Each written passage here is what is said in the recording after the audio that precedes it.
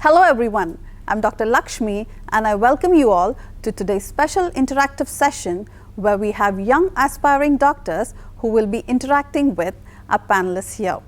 We have with us Dr. Lingaiah, Medical Director, and Dr. Vishnu Reddy, Chief of Medical Services from Yashoda Hospitals. Can you please introduce yourselves? Hello everyone, I'm Ojasvi Charku studying in class 10 of Hyderabad Public School Ramanthapur. Good morning everyone, I'm Akshaya Bhuma and I'm from Meru International. Good morning everyone, I'm Rohan from St. Martin's High School, Malkajgiri. Good morning, I'm Anika from Hyderabad Public School, Begumpet. Hello everyone, I'm Arjun Seshadri from Gitanjali Devashray. Good morning sir and ma'am, my name is Pranit Adimolam and I'm representing Meru International School. Good morning everyone, my name is Danvi Boyapati of class 10 from Glendale Academy International. So, if you're all wondering what this show is about, we have young students who want to become doctors and they have few questions on their mind and they're going to shoot those questions to our panelists here. We have with us Dr. Lingaiah and Dr. Vishnu Reddy from Yashoda Hospitals. Welcome doctors. Okay, so here's my first question. Considering the number of adolescent obesity rising, how can we best promote the importance of good diet and exercising? Well, I think that's an interesting question because childhood obesity, as we are seeing, is the new pandemic which most of us do not want to agree. So, Dr. Vishnu, you would like to take this question? Yes. Good morning. So, I am very happy to have all the students here with me. So, it is a very interesting question posed by the student.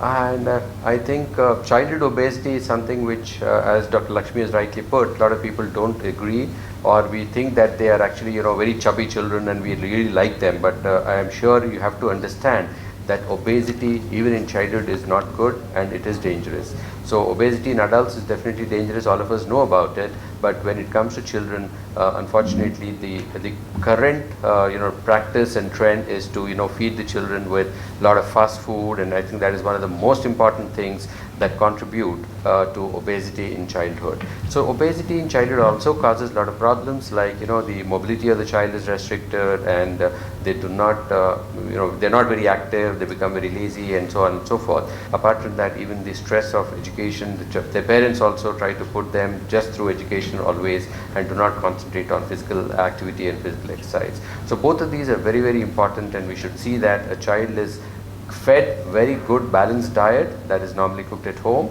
and see to it that they get enough physical activity and physical exercise. I think both of these contribute very much to reduce the menace of and as Dr. Laxmi rightly put, the pandemic of childhood obesity that we are seeing of late. Yes, absolutely. So I think childhood obesity is a modern disease, but back in those days, did we even think about this, sir?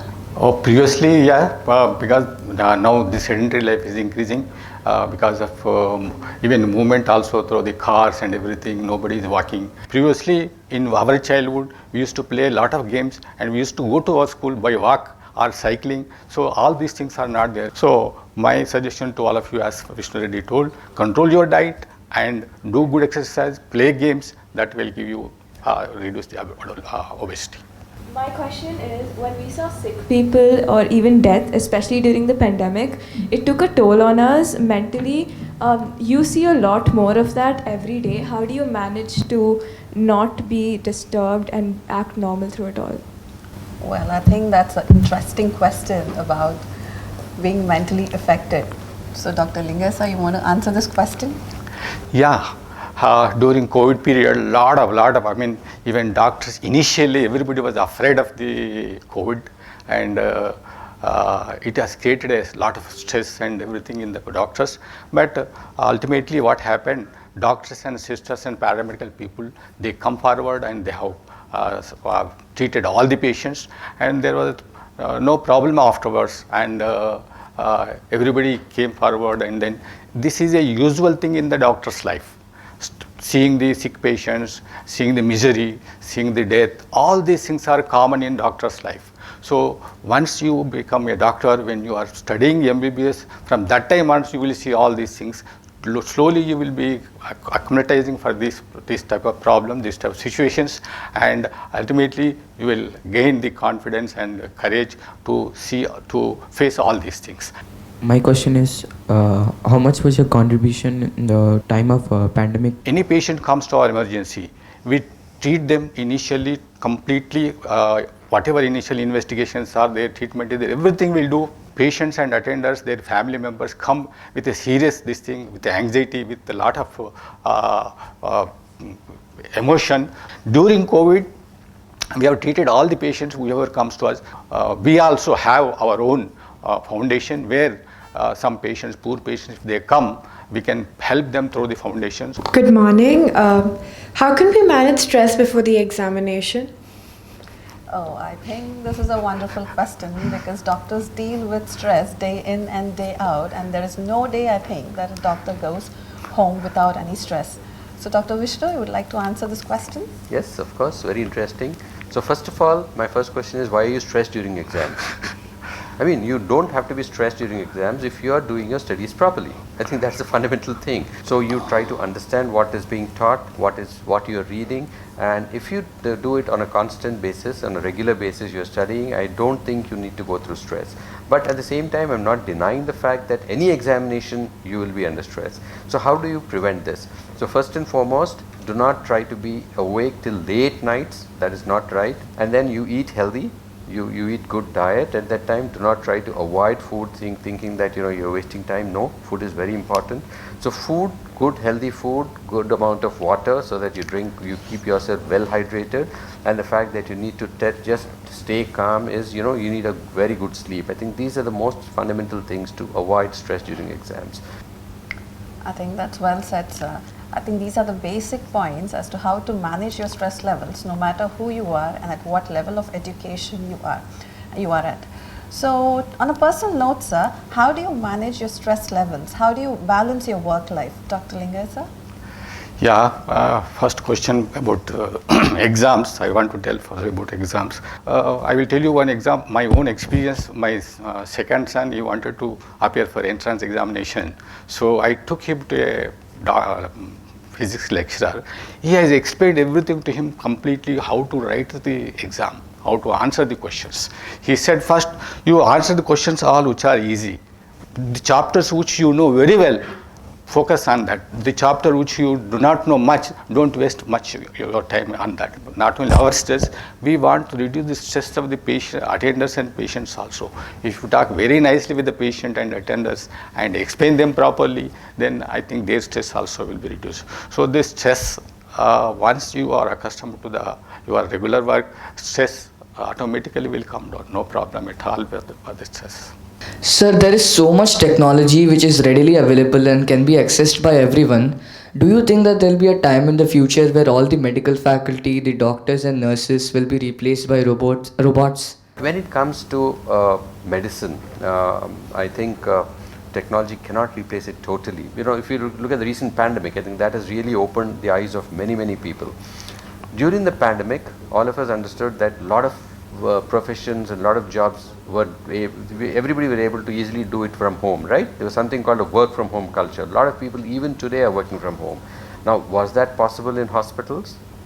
I mean, I would have loved to work from home during the COVID pandemic, but let me tell you, every day, myself, Dr. Lingaiah, all of us were there in the hospital every day. So as far as we are concerned, what we are thinking is technology will come in, technology will aid to a great extent in alleviating disease across the world, but I don't think it will replace doctors in the near future, and it will not ever replace doctors at all.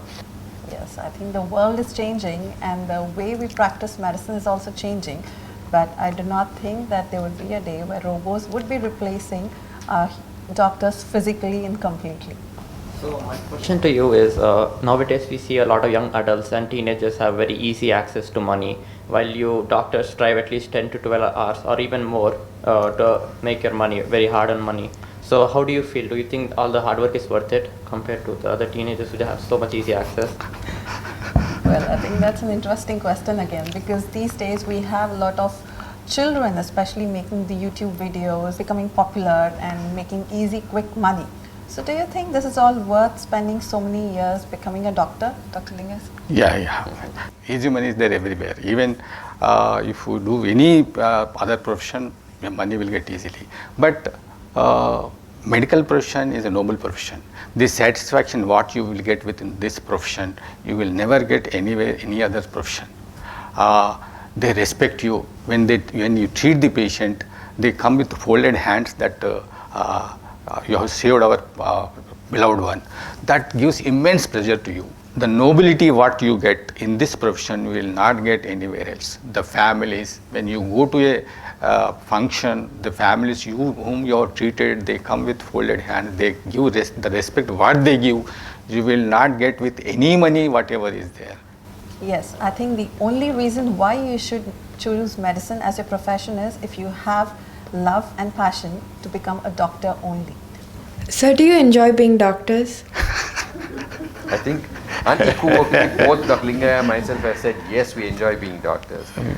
Next question, is it tough being doctors? Again, my answer would be yes, it's tough being doctors, it's not easy. But again, you are young students who want to become doctors. What is my advice to you? Please, if you are passionate about becoming a doctor, if you think that you are ready to withstand long hours of work, lot of sacrifice, then you can become a doctor. As I tell, it gives a lot of pleasure to you being a doctor. You have to enjoy your work. Not only medicine, anywhere, if you don't enjoy, you cannot be successful in your profession. Good morning. My question is, how does it feel to see former students of the Young Doctors Camp become medical professional nowadays? Yes, we had quite a few number of doctors who've attended Young Doctors Camp and are successfully pursuing medicine in different regions of the world. So Dr. Vishnu sir, you want to take this question? Yes, Young Doctors Camp, the whole concept of Young Doctors Camp is to expose children who are in a dilemma, or rather children want to do medicine, or sometimes they have no idea what medicine is all about. It's like you shadow the doctors in a hospital. We never had this concept in India. Anybody who wants to become a doctor, I think they need to understand what it means to be a doctor, what are the things that are required to be a doctor. When we are talking about all these things, a student who just finishes his 10th class has to decide, unfortunately in our country we have to decide at 10th class whether you want to go into a science stream or a mathematics stream. So at that point of time, what we as the senior doctors in Yashoda and the directors of Yashoda, we thought that why don't we expose our students to a setting of the hospital where we are going to take them to the different fields, different departments of the hospital and show them how the doctors work.